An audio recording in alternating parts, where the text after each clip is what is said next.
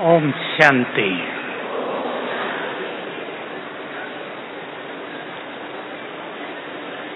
बाबा का बहुत गहरा महावाक्य है, लिख लें जिनके पास डायरी पेन है। जो स्वमान की सीट पर सेट हैं, उनका जिम्मेदार बाप है, और जो अपसेट हैं, अपसेट माना ऊपर नीचे स्थिति होती रहती है, जो अपसेट हैं उनके जिम्मेदार वो आप हैं।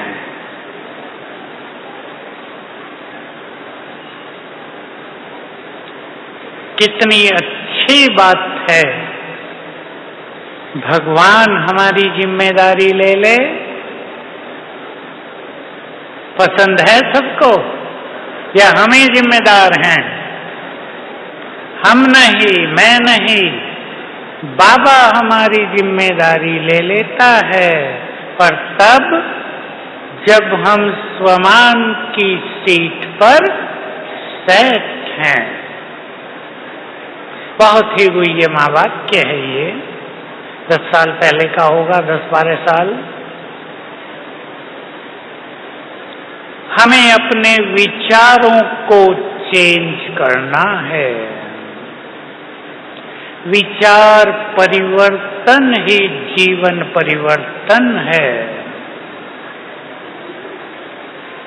बाबा के बनकर जिसने अपने विचारों को महान बना लिया, वो इस संसार को रोशन करेंगे। और आप सभी माताएं बहनें जिन पर भगवान की सीधी नजर रहती है, मैं कभी कभी देखता हूं कुछ माताओं पर भगवान इतना राजी रहता है कि उनके सब काम वही कर देता है। तब मैं कहता हूं कि भोलानाथ माताओं पर ही राजी है, भाइयों पर नहीं। क्योंकि भाई लोग सोचते ज्यादा हैं, और जिस बहन ने अपने को सोचने से मुक्त कर दिया, तो ही तू वो भगवान को बांध लेती हैं। ये सुंदर समय है, श्री कृष्ण के लिए दिखाया है। उसे न कंस बांध सका न दुर्योधन, उसे बांधा किसने?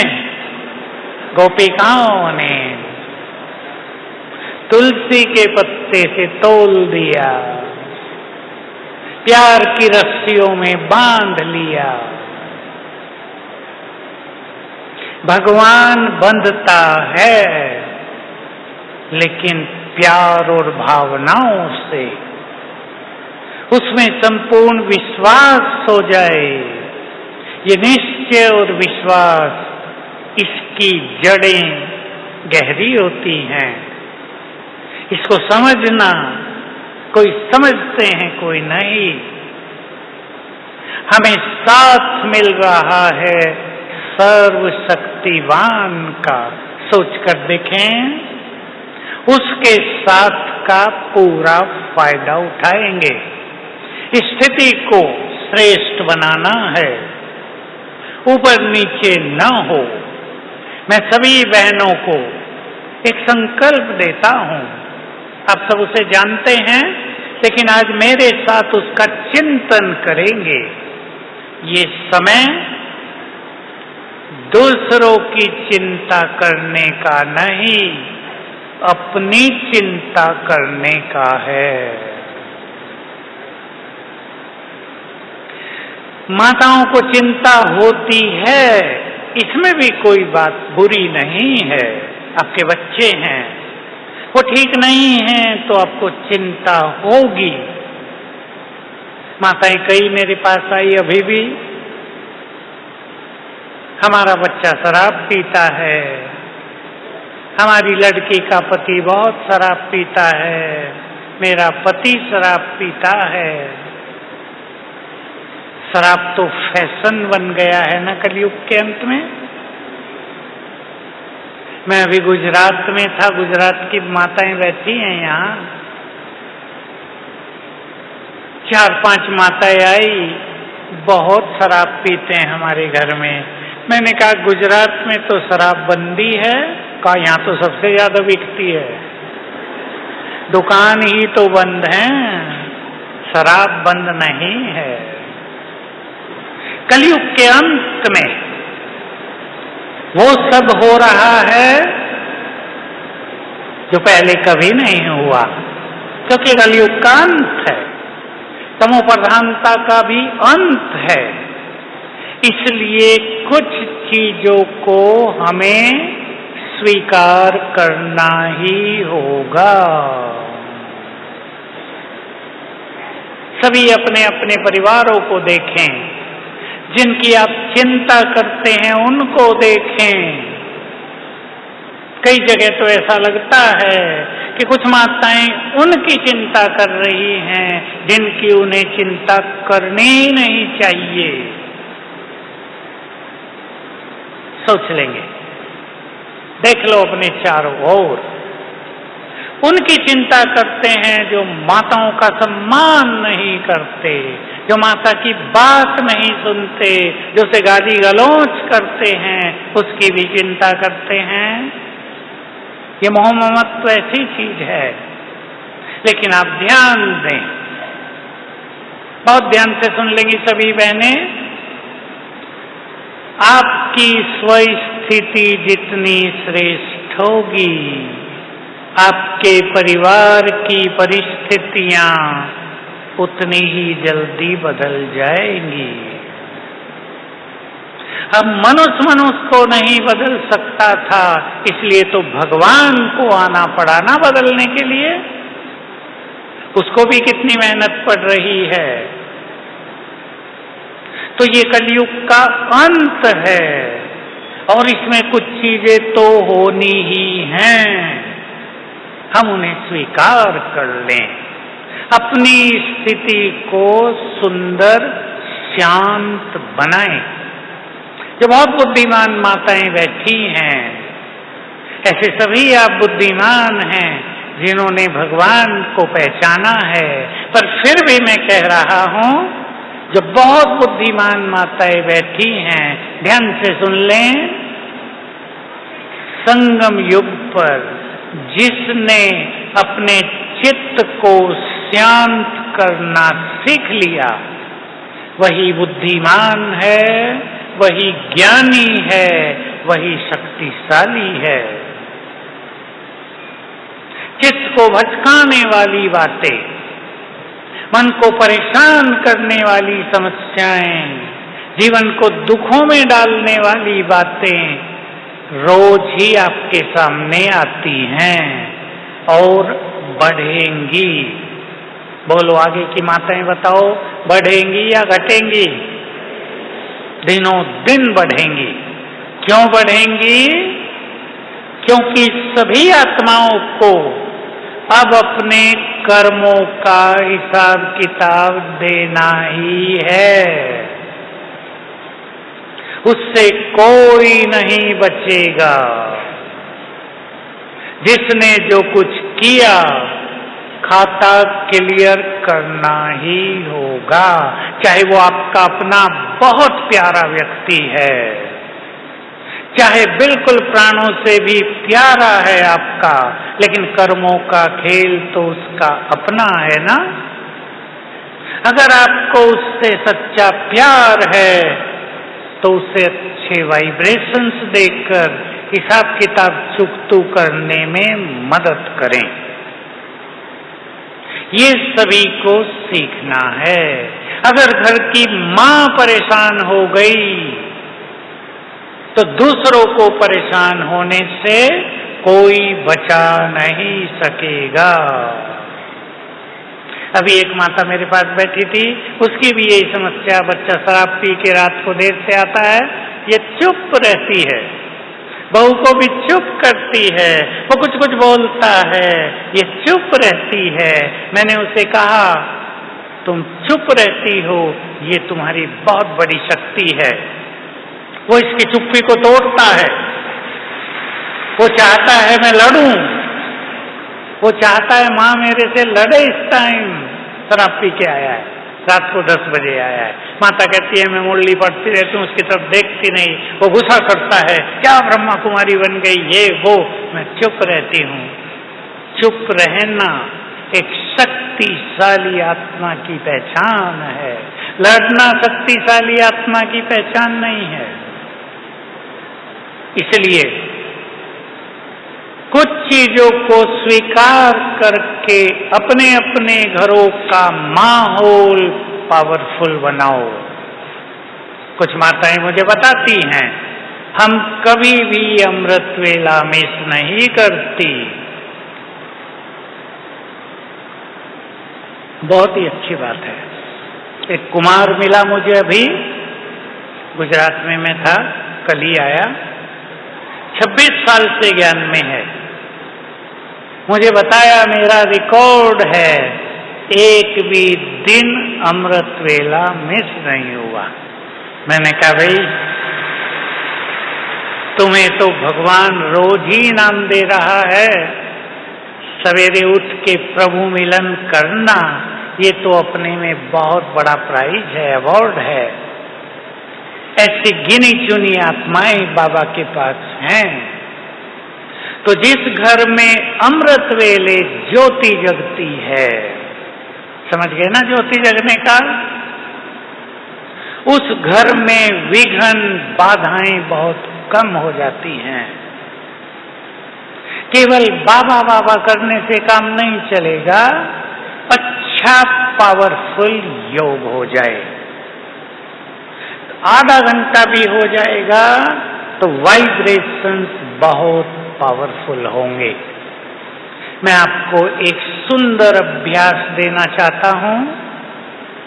अपने अपने घरों में, अगर कुछ माताओं के घरों में ट्रैफिक कंट्रोल बजाते हों, आजकल तो फोन में ही रहता है, तो 3-3 मिनट 5 बार केवल ये अभ्यास कर लेना, मैं मास्टर ज्ञान सूर्य हूं, मेरे अंग अंग से शक्तियों की किरणें पूरे घर में फैल रही हैं।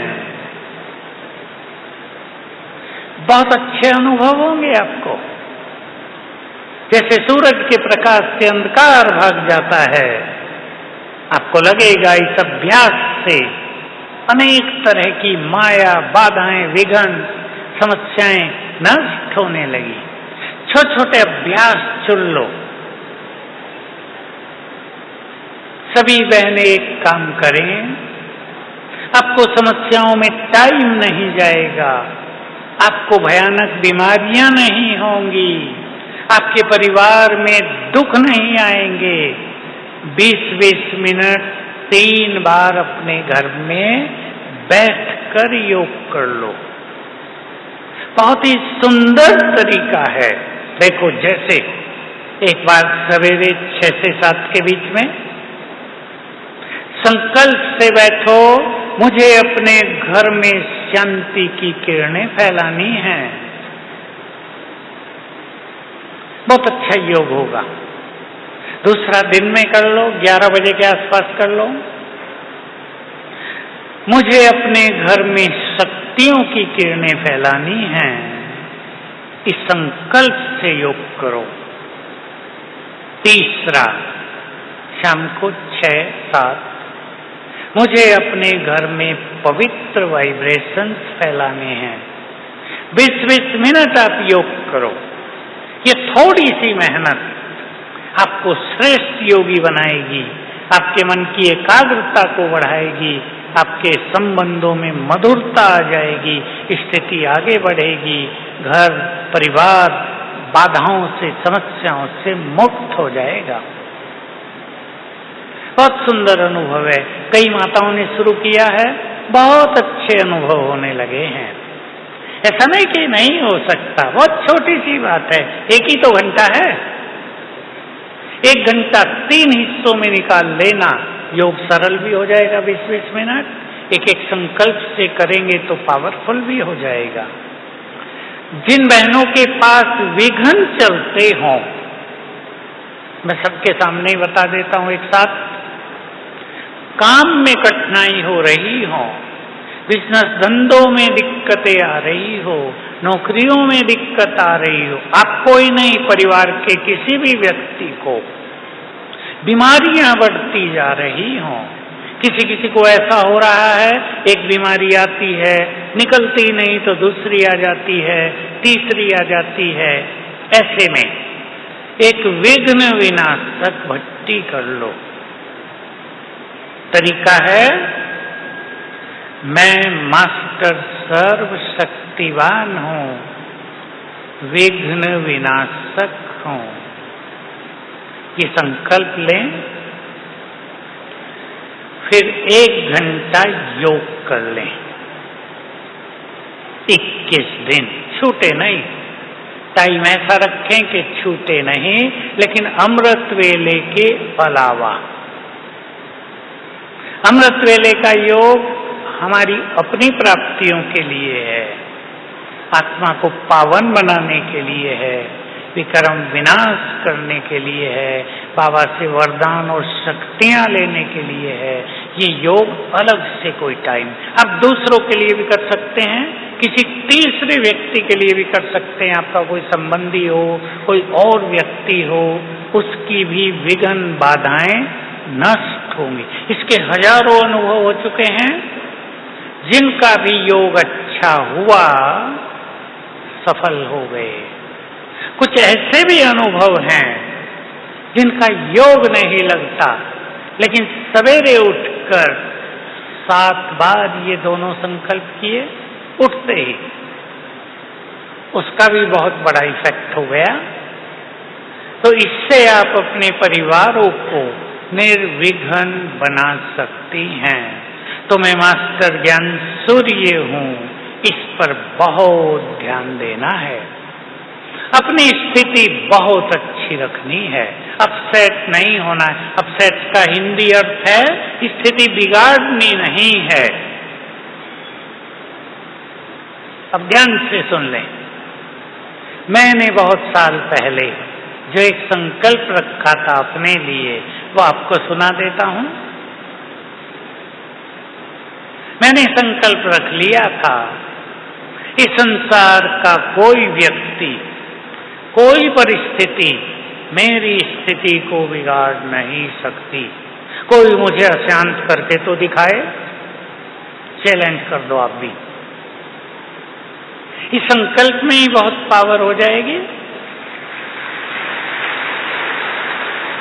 बोलने वाले बोल बोल कर थक जाएंगे, आप अचल अडोल हो जाएंगे। प्रधानमंत्री के एक भाषण में मैंने सुना, जब वो लंदन में गए थे, किसने मुझे कहा लंदन में उनका भाषण बहुत अच्छा हो रहा है, देखो देखो एक मनुष्य भी कितनी अच्छी बात करता है जो प्रधानमंत्री है देश का। जिसका विरोध होता है उसके अच्छे कामों को लोग नहीं देखते, विरोध करते हैं। उसने कहा, ध्यान से सुन लेंगे, लोग मेरे ऊपर पत्थर फेंकते हैं, मैं उन पत्थरों से सीढ़ी बनाकर ऊपर चढ़ जाता हूं।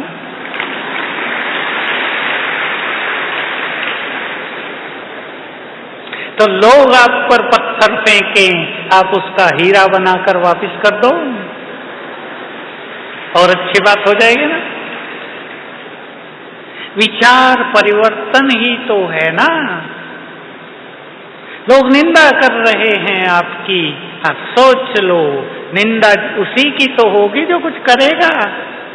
मैं महान काम कर रही हूं तब लोग निंदा कर रहे हैं, और अच्छा करूंगी तो और ज्यादा निंदा होगी। जितनी लोग निंदा करेंगे मैं आगे बढ़ूंगी। संकल्प बदल दो, हर जगह संकल्प परिवर्तित करो। तो स्थिति बिगड़ेगी नहीं। बहुत सुंदर ज्ञान बाबा ने हमें दिया है, बहुत सुंदर ज्ञान हम सबके पास है। मुझे आप बहने माताओं को देखकर बहुत पुरानी ये घटना याद आ गई, बड़ी नशे की है।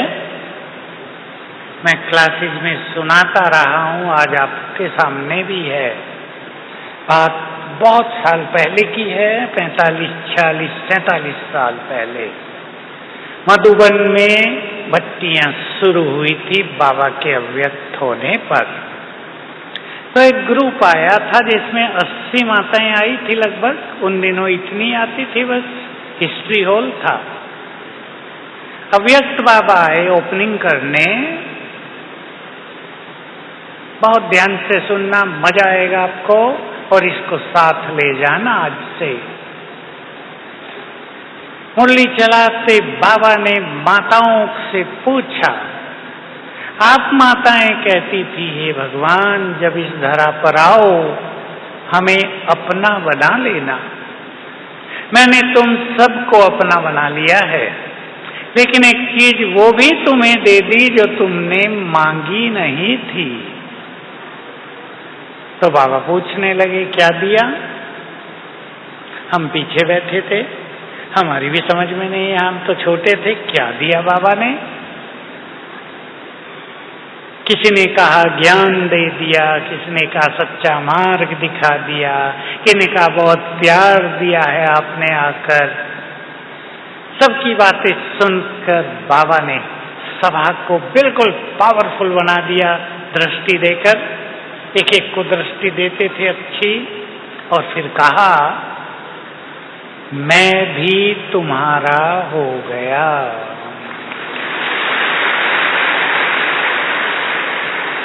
सबको गुड फीलिंग में ले गए बाबा। मुझे याद आया, रामायण पढ़ते थे बचपन से ही। सुग्रीव और राम की मित्रता हुई। राम ने सुग्रीव को कहा, राजन आज से हम तुम्हारे हो गए, तुमने तो हमें बिन मोल खरीद लिया।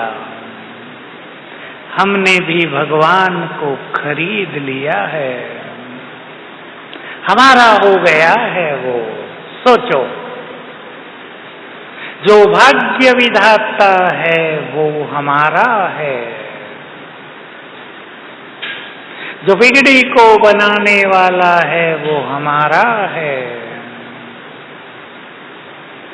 जो सर्वशक्तिवान है वो हमारा है। समाओ इसे अपने अंदर। तो समय पर अपनों को ही याद किया जाता है ना। अब एक सुंदर अनुभव एक माता का सुना देता हूं, मुझे बहुत प्रिय लगता है और माताओं के बहुत काम का है। महाराष्ट्र की एक माता ने मुझे सुनाया। ये इसका पति 2 भाई, बड़ा भाई तेज था, बंटवारा हुआ, उसने सब बड़ा बड़ा अपने पास ले लिया, बड़ी दुकान, बड़ा घर, और इनको दिया छोटी दुकान, कोने की, छोटा सा घर। इनके बच्चे बहुत नाराज हुए, लेकिन इस माता ने उनको एक सुंदर बात सिखा दी बच्चों को। वो मैं बात आप सबको भी कहना चाहता हूं। 3 साल में खेल बदल गया, वो बाद में बताता हूं। 3 साल में खेल बदला। इनकी दुकान तेज चली, इन्होंने नया घर बना लिया। उसकी दुकान ठप हो गई, उस पे कर्ज हो गया। 3 दिन के बाद वो वापिस आया मदद मांगने के लिए। बच्चे बहुत बिगड़े कि इसको घर में ना आने दो, 3 साल आया ही नहीं है। लेकिन ये बहन इतनी समझदार, ऐसी माताओं को बाबा इष्ट देवियां कहते हैं। कहा नहीं, कोई बात नहीं, आने दो। फिर उसको मदद की।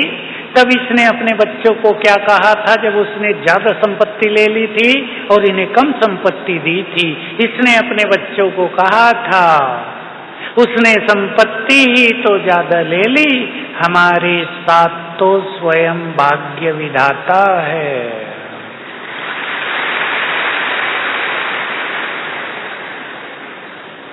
जिसके साथ भाग्य विधाता था उसका भाग्य चमकने लगा, जिसके साथ धन संपत्ति थी वो बेकार हो गया सब।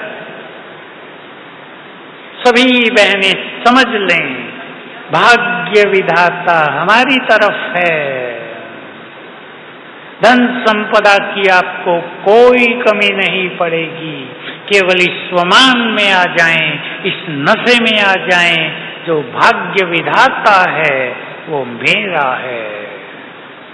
भाग्य विधाता शिव बाबा को तो कहते ही हैं, लेकिन ब्रह्मा भी भाग्य विधाता है। ये संकल्प हमारी स्थिति को महान बनाएंगे। अब देखिए, उसकी स्थिति बिल्कुल बिगड़ सकती थी, वो बाबा से भी नाराज हो सकती थी कि ये तुमने क्या कर दिया, हमें लॉस हो गया, हम कुछ नहीं कर सके। उसने अपने चित्त को शांत किया, चित्त को शांत किया, भाग्य विधाता हमारे हिस्से में है। कितना सुंदर विचार है। मेरे को भी नशा चढ़ गया था उस माता की बात सुन के। ज्यादा आयु नहीं थी, 40 साल से कम थे। ये सुंदर विचार हमारे जीवन को महान बनाते हैं, स्थिति को महान बनाते हैं। मैं आप सभी को एक चीज और कहना चाहता हूं, बहुत जरूरी है। आप अपने बच्चों को धन संपदा देने की तो सभी सोचते हैं, लेकिन आप सोचो, मुझे अपने बच्चों को बहुत योग्य बनाना है। धन संपदा तो वो आपको दे देंगे अगर वो योग्य होंगे, और आपने उन्हें योग्य न बनाया, संपदा दे दी, तो सब खत्म कर सकते हैं वो। इसलिए अपने बच्चों में बहुत सुंदर संस्कार डालो। मैं माताओं को एक सूक्ष्म बात कहना चाहता हूं, सिखाना चाहता हूं। सीखेंगे? सवेरे जल्दी तो आप सभी उठती हैं, बहनें तो भारत में तो जल्दी वैसे भी उठती आई हैं, अब तो बाबा का बनने के बाद और जल्दी उठते हैं। आपके परिवार के सब लोग जब सोए हों, उन्हें आत्मा देखना। देखो, मैं एक सीन सुनाता हूं आपको गुलजार दादी के माध्यम से। बहुत साल पहले वतन में जो बाबा ने दिखाया था कि बाप दादा खड़े हैं ऊपर और बाबा से किरणें जा रही हैं सारे संसार को, अलग अलग जगह। बाबा ने बताया कि सवेरे सवेरे बाबा शक्तियों की किरणों से अपने बच्चों की पालना करते हैं। आप भी खड़े हो जाया करें कहीं अपने घर में, अभ्यास करना। सर्वशक्तिवान की किरणें मुझ पर पड़ रही हैं।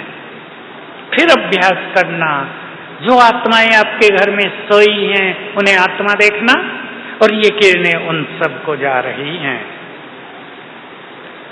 सीन बना देना, बाबा से आ रही हैं और मुझ आत्मा से 5 लोग हैं आपके घर में, 4 हैं, 10 हैं, उन सबको जा रही हैं। और संकल्प देना, तुम सब बहुत अच्छी आत्माएं हो, तुम सब भी भगवान के बच्चे हो, देव कुल की आत्माएं हो, बहुत भाग्यवान हो, बहुत चरित्रवान हो, हमारे कुल के दीपक हो।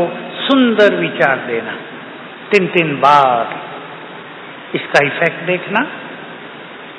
जिनको आप बोल कर नहीं बदल सकते, उनको संकल्प की भाषा से बदल देंगे।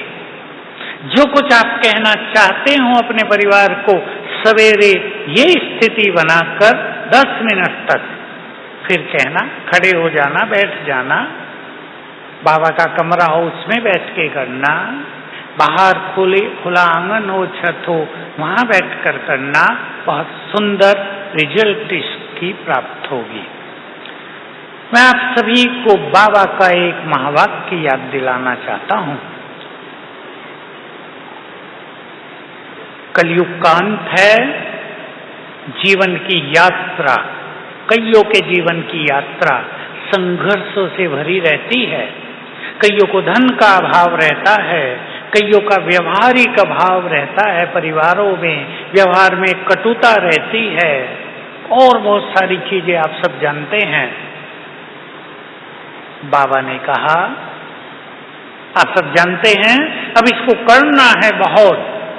जब भी मुश्किलात आए, प्यार से कहना, बोलो क्या कहना, मेरे बाबा, मीठे बाबा, आ जाओ मदद करो। अगली लाइन बहुत सुंदर है, लास्ट लाइन सुन लो ध्यान से। तो बाबा भी बंधा हुआ है मदद करने के लिए। कान खोल के सुन लो सभी। बाबा भी बंधा हुआ है मदद करने के लिए। तो मदद लेनी चाहिए या नहीं? भक्ति में पुकारते रहे, भगवान मदद करो, ये करो।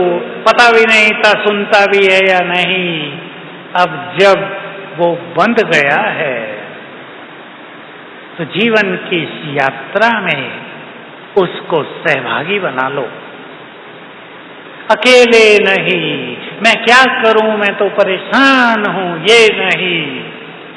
अपने अपने घरों में बाबा का आह्वान किया करें बहनें सभी। बहुत सुंदर विधि है। 5 बार बाबा को अपने घर में बुलाओ और उसकी उपस्थिति फील करो।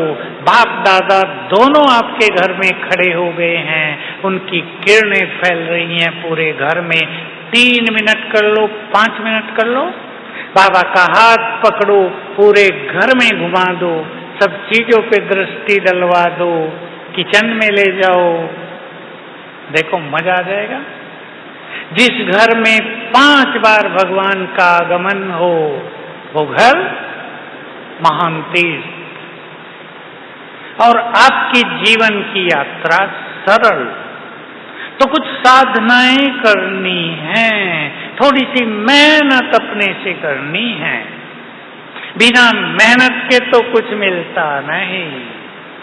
अपने लौकिक में भी देखो, मैं एक उदाहरण पहले खुद को देता हूं, फिर सबको देता हूं।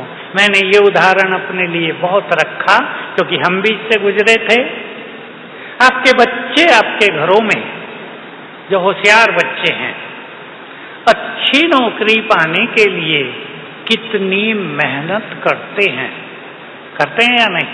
कोचिंग करते हैं, घर छोड़ के दूसरे शहर में चले जाएंगे, बेचारे 1 साल तक भूखे प्यासे भी रहेंगे, मेहनत करेंगे, कॉम्पिटिटिव एग्जाम देंगे, कभी सफल होंगे, कभी नहीं होंगे, फिर लगेंगे। करते हैं या नहीं? अच्छी नौकरी मिल जाए, अच्छा पद मिल जाए, हमें क्या मिल रहा है? सोच के देखो, 2 युग तक तो कमाना ही नहीं पड़ेगा। सोचा कभी ऐसा? खाना बनाने की भी ज्यादा मेहनत नहीं। बाबा ने कहा फल ही इतने सुंदर होंगे, नमकीन चाहिए तो नमकीन, मीठा चाहिए तो मीठा, खटाई वाला चाहिए तो पास ही आ जाया करेंगे। खाओ, तोड़ो और खाओ। ऐसा भाग्य मिल रहा है, 2 युग तक भंडारे भरपूर। सोच के देखो, हम में से किसी को भी कल्पना भी नहीं हो सकती कि हमें क्या क्या मिलेगा। अथाह धन संपदा, जिसकी गिनती नहीं, जिसकी तुलना नहीं, अथाह अनंत। और द्वापर युग में भी मेहनत नहीं पड़ेगी। 3 युग का परफेक्ट भाग्य बाबा देने आया है। तो सोच के देखो, हमें कितनी मेहनत करनी चाहिए या नहीं? या ढीले ढाले जो मिलेगा ठीक है, स्वर्ग में तो जाएंगे? ये नहीं। अच्छी आत्माओं को, जो शक्तिशाली हैं, जो बुद्धिमान हैं, उन्हें सोचना चाहिए भगवान आया है सब कुछ देने, सब कुछ लेकर ही जाएंगे, थोड़ा नहीं। भगवान को खाली करेंगे। बाबा ने कहा है, मैं तुम्हें अपना सब कुछ देकर खाली होकर वतन में जाकर विश्राम करता हूं। तो कुछ आत्माएं खाली करेंगी या आप सब करेंगे ना? तो अपनी झोली को फुल कर दो। खाली करो पहले, फिर फुल करो। कौन सी झोली? बुद्धि।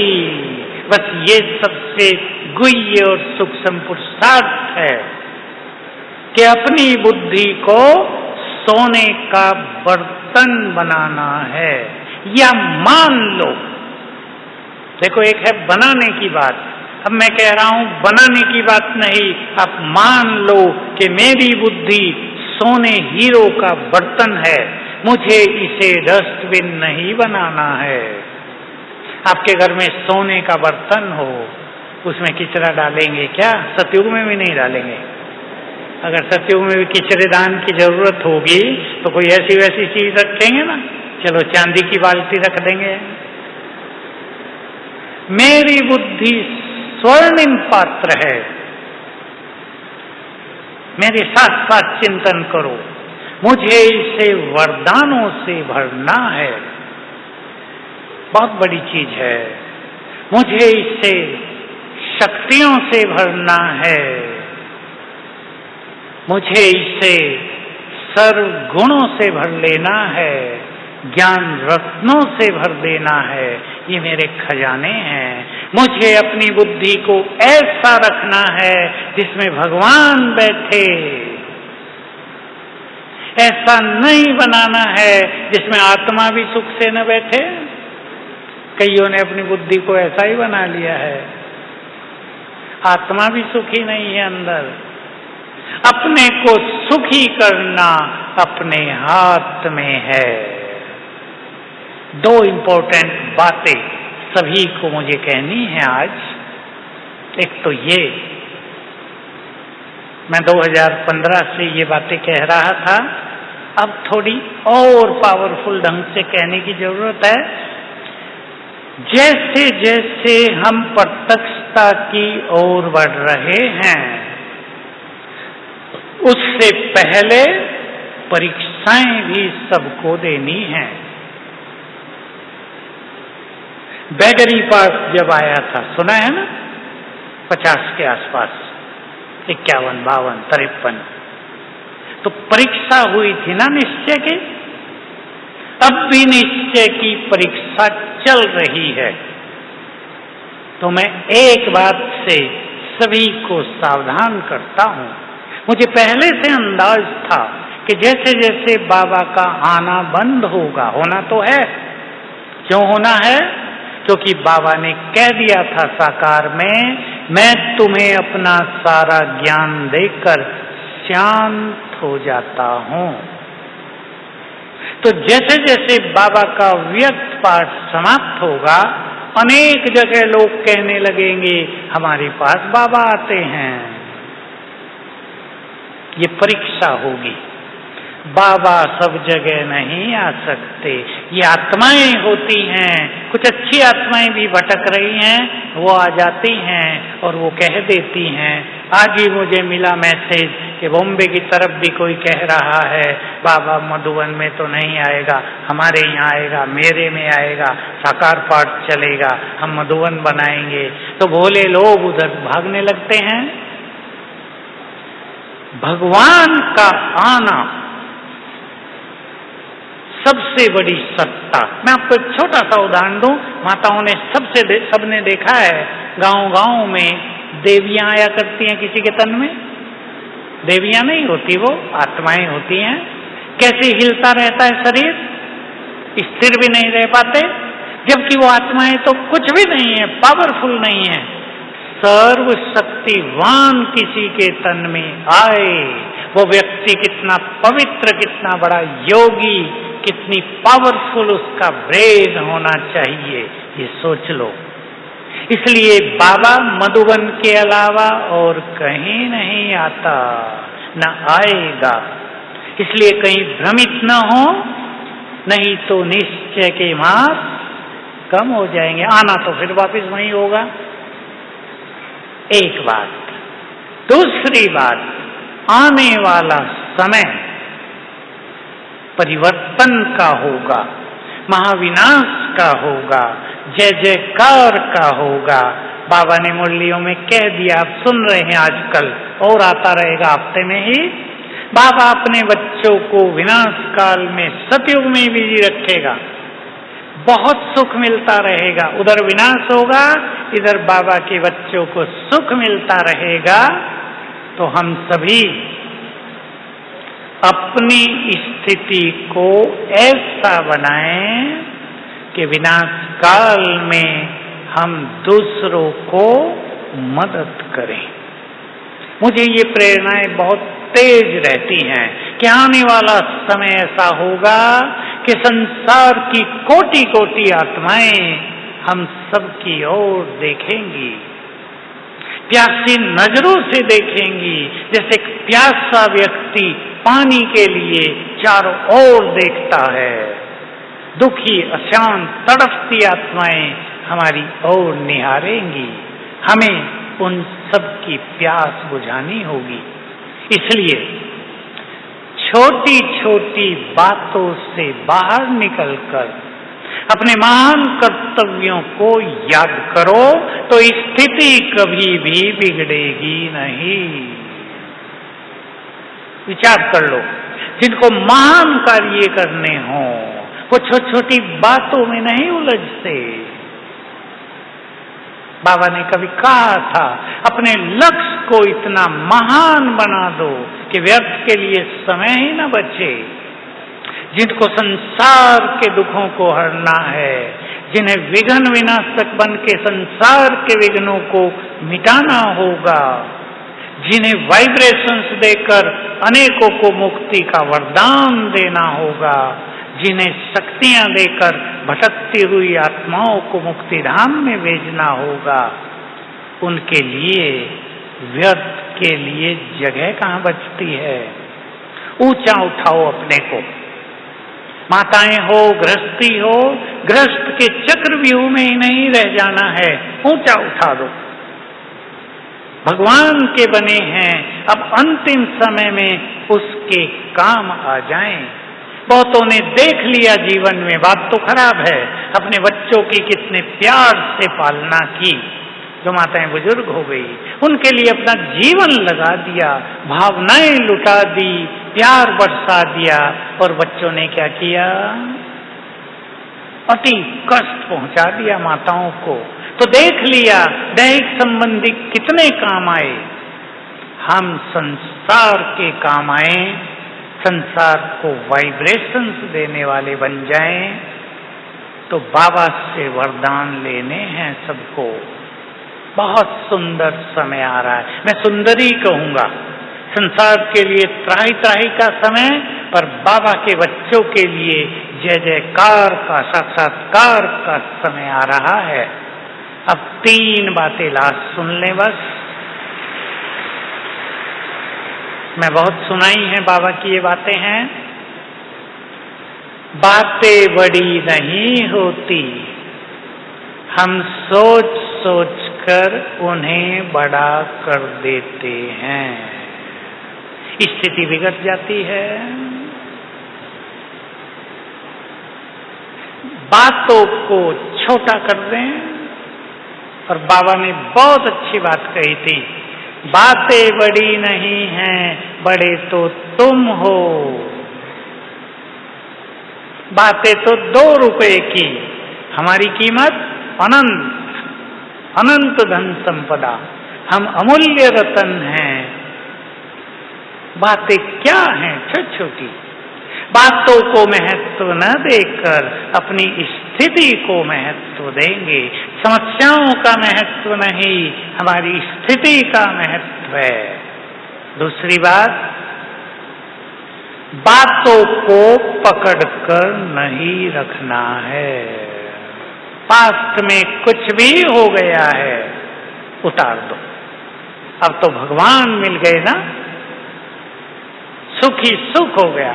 छोटी सी सच्ची कहानी, गांधीनगर की एक माता, गरीब मजदूर, मजदूरी कर कर के अपने बच्चे को इंजीनियर बनाया, शादी की बड़े शौक से, बहू आएगी मैं सुखी हो जाऊंगी, बहू आई 6 मास में सास को घर से निकाल दिया, ये घर मेरा है अब तुम निकलो यहाँ से। अब बेचारी रोती रोती रही, सेंटर पे बहनों ने रखा, मेरे पास आई, सारी कहानी सुनाई, रोने लगी। अरे मैंने कहा रोने क्या बात, अपनी बहू को धन्यवाद दो, तुम्हें उसने निकाला थोड़ा ही, भगवान के पास भेज दिया। सब खुश हो गई। तीसरी बात, ठीक है ना, पसंद है ना, घरों में प्यार का माहौल बनाने के लिए एक दूसरे को अप्रिशिएट करना, एक दूसरे की प्रशंसा करना, आपके घर में प्यार की गंगा बहने लगेगी। बहुत अच्छा, सभी माताएं इष्ट देवियां बन जाएं, भारत को स्वर्ग बनने में 5 साल से ज्यादा नहीं लगेंगे। सभी ये स्वमान लेकर जाएंगे, मैं इस घर की इष्ट देवी हूँ। ओम शांति।